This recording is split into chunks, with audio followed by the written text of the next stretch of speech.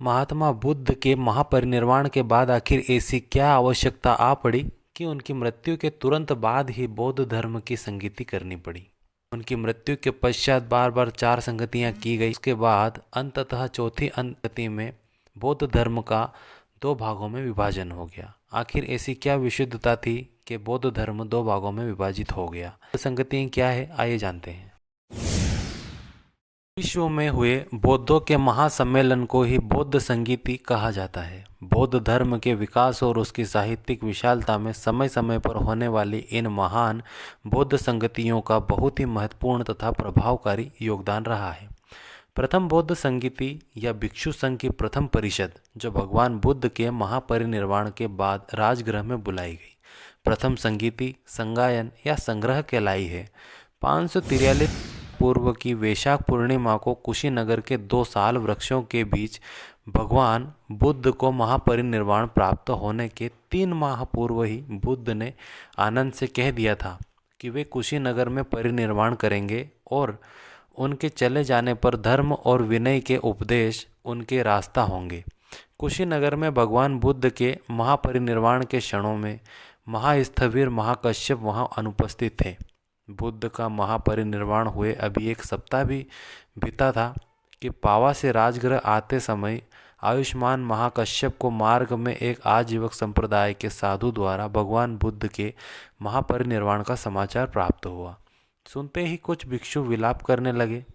उन्हीं भिक्षुओं में से एक वृद्धावस्था व्रजित सुभद्र नामक भ्रमित भिक्षु बुद्ध की शिक्षाओं के विषय में अपशब्द कहने लगा और कहने लगा, भिक्षुओं, न रोवो न विलाप करो, क्योंकि अब तो हम उस महाश्रमण से मुक्त हो गए हैं जो हमें यह करो यह न करो कहते हुए अपने अनुशासन में बांधे रखता था। अब हम स्वतंत्र हैं कि जो चाहे करेंगे और जिस तरह चाहे रहेंगे। महाकश्यप ने बहुत सोच विचार करने के बाद यह निर्णय लिया कि शीघ्र ही अधिक से अधिक विद्वान और अरहत भिक्षुओं को एकत्र करके एक महासभा करनी चाहिए और उस सभा का आयोजन करके सभी भिक्षुओं की सहमति से बुद्ध के वचनों का संगायन किया जाना चाहिए और इस कार्य में तनिक भी विलंब नहीं होना चाहिए। इस संगति का प्रमुख उद्देश्य भगवान बुद्ध की शिक्षाओं का संकलन था, क्योंकि उनके महापरिनिर्वाण के बाद कुछ भिक्षु ऐसे भी थे जो अपने स्वार्थ अनुसार भगवान बुद्ध की शिक्षाओं में परिवर्तन चाहते थे।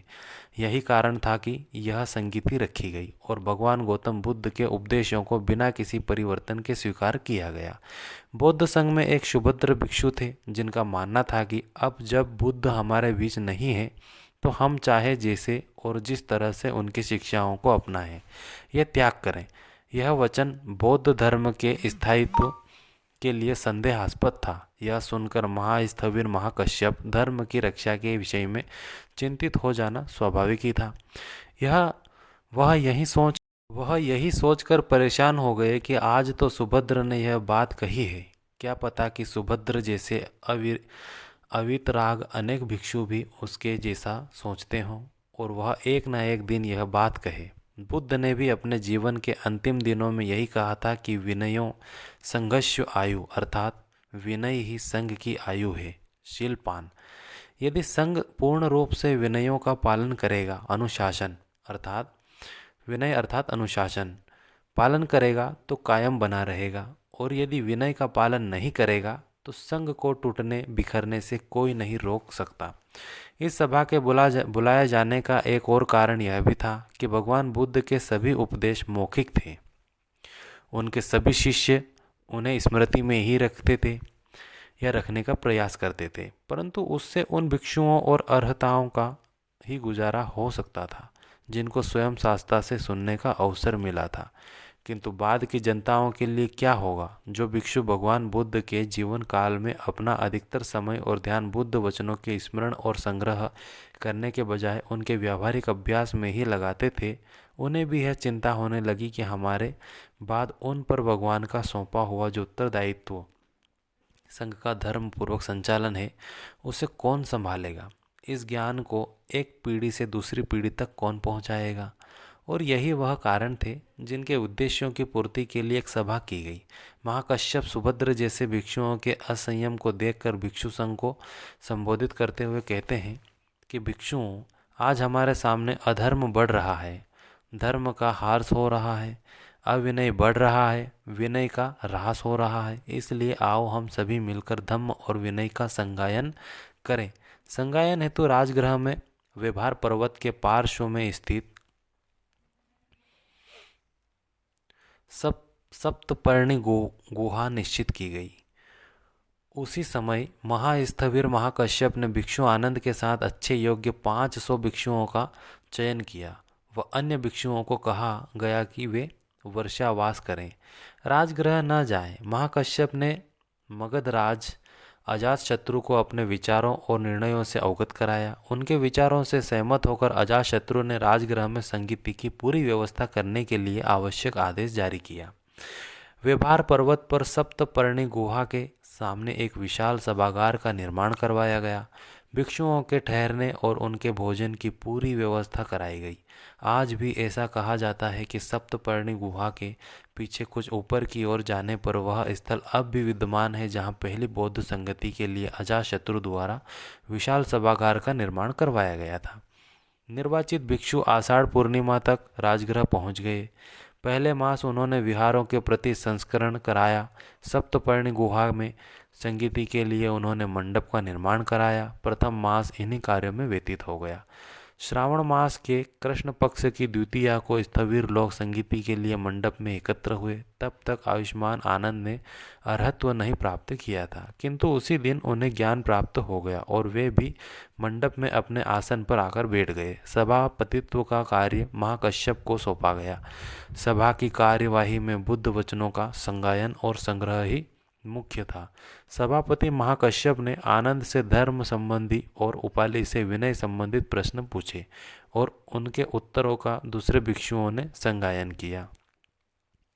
आनंद पर लगाए गए कुछ आरोप भी हैं, जैसे कि संगति के परिणाम ये हुए कि इस प्रथम बौद्ध संगति में 4 परिणाम निकले। स्थविर उपाली के नेतृत्व में विनय का संकलन हुआ। स्थविर आनंद के नेतृत्व में धम्म का संकलन हुआ। आनंद पर आक्षेप तथा उनका उत्तर और भिन्न भिक्षुओं को ब्रह्मदंड एवं उसके द्वारा पश्चाताप किया गया।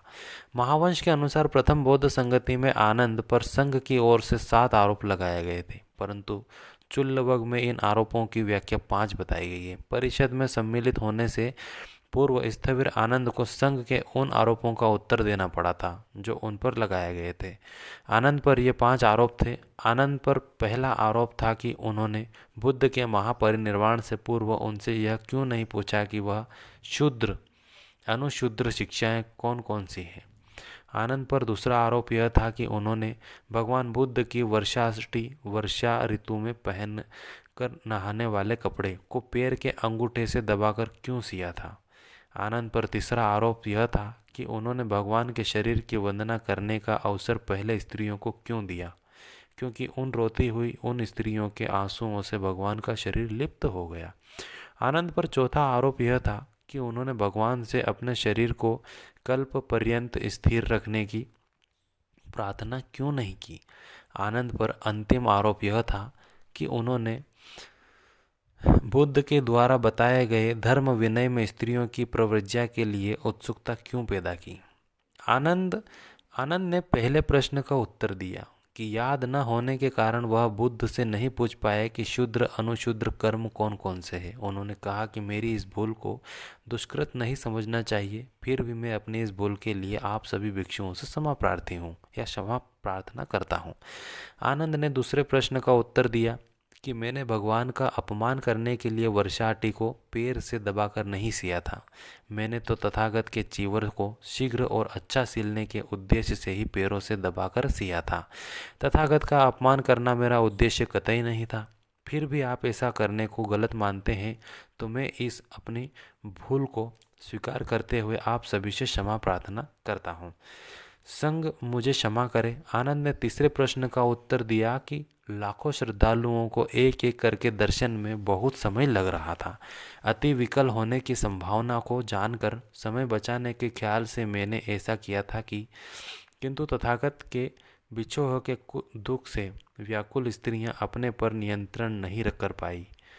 जिससे कि उनके आंसुओं से तथागत का शरीर भीग गया। यदि मेरे द्वारा किए गए इस कार्य को संघ दुष्कृत मानता है तो मैं अपने इस कृत्य के लिए भी क्षमा मांगता हूँ। आनंद ने चौथे प्रश्न का उत्तर दिया। उस समय मार ने मेरे मन को भ्रमित कर दिया था। मुझे तथागत की आज्ञा पालन के अतिरिक्त और कुछ भी करने की समझ नहीं हो सकी।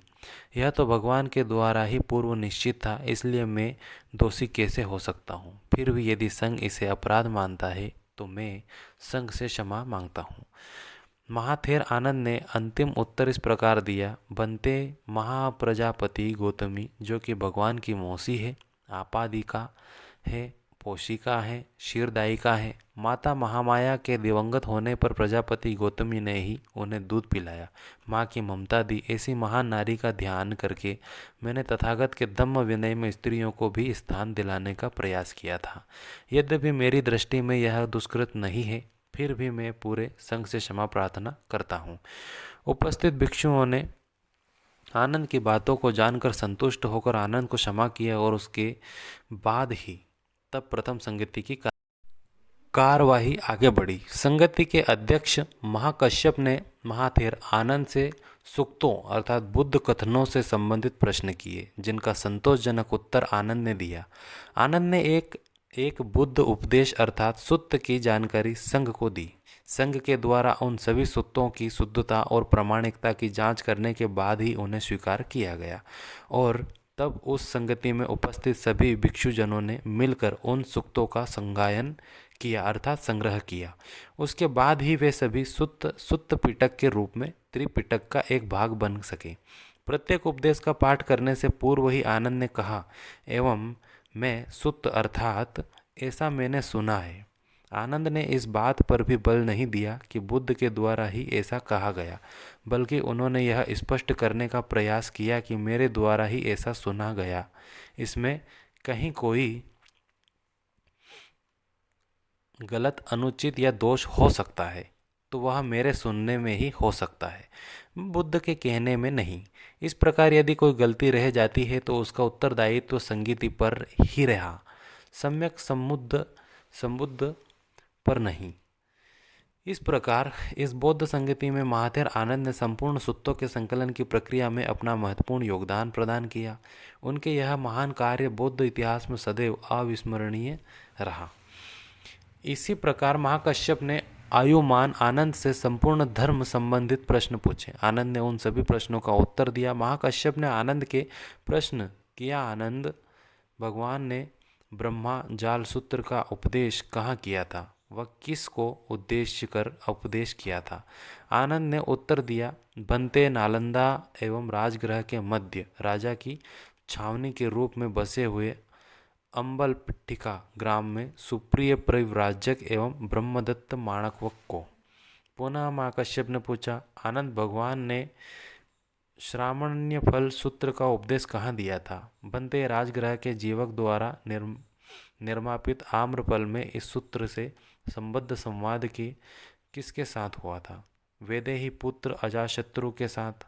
इस प्रकार निश्चित धम्म और विनय का सारी सभा ने संग्रह किया। सुत्त पिटक की रूपरेखा तैयार हो जाने के पश्चात विनय के महान ज्ञाता महाथेर उपाली को विनय की संपूर्ण जानकारी प्रस्तुत करने के लिए पूरे भिक्षु संघ की सहमति से संगीति द्वारा चयनित किया गया। तब इस संगति के अध्यक्ष महाकश्यप ने उपाली से विनय के संबंधित प्रश्नों को पूछा, जिसका उत्तर उपाली ने इस प्रकार दिया। महाकश्यप ने आयुष्मान उपाली से यह पूछा, उपाली, भगवान ने प्रथम पराजिक शिक्षा कहाँ प्रज्ञप्त की? किसको लेकर यह वह किस घटना पर? उपाली ने उत्तर दिया, बनते वैशाली में सुदीन कलंद पुत्र को लेकर वह मैथुन धर्म की घटना पर। पुनः उन्होंने प्रश्न किया, उपाली, यह बताओ कि यह द्वितीय पराजिक भिक्षा भगवान ने कहाँ से प्रज्ञप्त की थी? उत्तर मिला, राजगृह में बनते। किसको उद्देश्य कर? तो धनीय कुंभकार पुत्र को। किस घटना पर? तो अदत्तदान पर अर्थात चोरी या डकैती पर। और आयुष्मान उपाली, यह तीसरी पारिजिक शिक्षा कहाँ प्रज्ञप्त की गई? तो वैशाली में। किसको उद्देश्य कर दी गई? तो बहुत से भिक्षुओं को। किस घटना पर? तो मनुष्य विग्रह अर्थात प्राणी हत्या पर। अंत में महाकश्यप ने उपाली से पूछा, उपाली, यह चतुर्थ पराजिक भिक्षा कहाँ प्रज्ञप्त हुई थी? वैशाली। उत्तर मिला, वैशाली में। किसको उद्देश्य कर? तो वल्गु मुदान द्वितीय निवासी भिक्षुओं को। तो किस घटना पर? तो लोकोत्तर चमत्कार या दिव्य शक्ति पर। तब आयुष्मान महाकश्यप ने उपाली से प्रथम, द्वितीय, तृतीय व चतुर्थ पराजिक की वस्तु कथा भी पूछी, निदान कारण भी पूछा, व्यक्ति भी पूछा, प्राज्ञाप्ति या उसका विधान जो था वो भी पूछा। इन सभी जानकारियों के आधार पर विनय पिटक की रचना की गई। बौद्ध धर्म के दो महान ग्रंथ सुत्त पिटक और विनय पिटक की रचना प्रथम बौद्ध संगति में की गई थी और इन ग्रंथों के आधार पर ही बौद्ध संघ के नीति नियम और बुद्ध की शिक्षाओं का प्रसार आगे किया गया था। आगे हम देखेंगे अन्य बौद्ध संगतियों को। धन्यवाद।